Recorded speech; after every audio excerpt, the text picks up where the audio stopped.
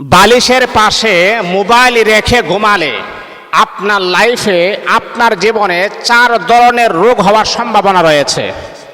সম্মানিত হাজিরিন, এটা নিজের মন গড়া কোনো বানানো কথা নয়, আজকে চিকিৎসা বিজ্ঞানও বলেছেন। এই যে মোবাইল, যেটা আমাদের জন্য উপকার করে, কিন্তু উপকারের চাইতে অপকারই বেশি করে। আজকে মোবাইল বের হয়ে আমাদের যুবকদের যৌন চাহিদা একেবারেই শেষ।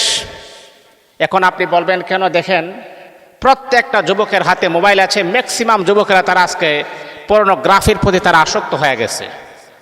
আর যে যুবক আর যে যুবতী পর্নোগ্রাফির প্রতি আসক্ত হয়, তার যৌবনের চাহিদা একেবারেই শেষ। সে তার স্ত্রীকে পরিপূর্ণ তৃপ্তি দেওয়ার মতো ক্ষমতা সে হারিয়ে ফেলে বিবাহের আগেই। তাহলে বিবাহ করার পরে সে তার স্ত্রীকে কিভাবে পরিপূর্ণ তৃপ্তি দিবে, এটা তো আমারই নিজেরই বুঝে আসে না। এই জন্যে বাবা, বন্ধুরা, আমার দিলের কান লাগিয়ে কথাগুলো শোনেন। কখনো বালিশের পাশে মোবাইল রেখে আপনি কখনো ঘুমাবেন না। যদি ঘুমান তাহলে আপনি মনে করেন আপনার যে ডাটাটা আছে না, সেটাকে আপনি বন্ধ করে ঘুমাবেন, কিন্তু একটু দূরে রাখবেন, মোবাইলটা একটু দূরে রাখবেন। যার কারণে আপনার এত এত জঘন্যতম রোগ ধরা পড়ে। বালিশের পাশে মোবাইল রেখে ঘুমালে 4টা রোগ হয়, এর ভিতরে একটা হচ্ছে হৃদরোগ হওয়ার সম্ভাবনা আছে। এটা হলো 1। 2 নাম্বার হলো, যদি বালিশের পাশে মোবাইল রেখে আপনি ঘুমান তাহলে আপনার মাথা ব্যথা হতে পারে। হঠাৎ করে আপনি বললেন যে আমার মাথা ব্যথা হচ্ছে, কোথায় থেকে মাথা ব্যথা হচ্ছে, মানে আপনি ধরা পড়তেছে না, কিন্তু আপনি যে একটা মাথা ব্যথার ওষুধ নিয়ে যে আপনি ঘুমাচ্ছেন সেটাই আপনি বুঝেন না। এই জন্যে বালিশের পাশে মোবাইল রেখে ঘুমালে আপনার মাথা ব্যথা হওয়ার সম্ভাবনা আছে, এটাকে একটু দূরে রাখার চেষ্টা করবেন।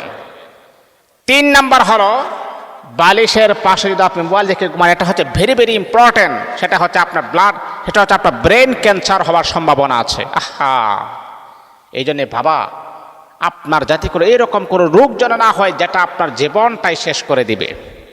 হায়াত আর মওত আল্লাহ পাক রব্বুল আলামিনের হাতে, এটা তো আমরা বুঝি, আমরা জানি, কিন্তু তারপরও রোগ শোক বালা মুসিবত থেকে আমাদেরকে অবশ্যই একটু সচেতন থাকতে হবে।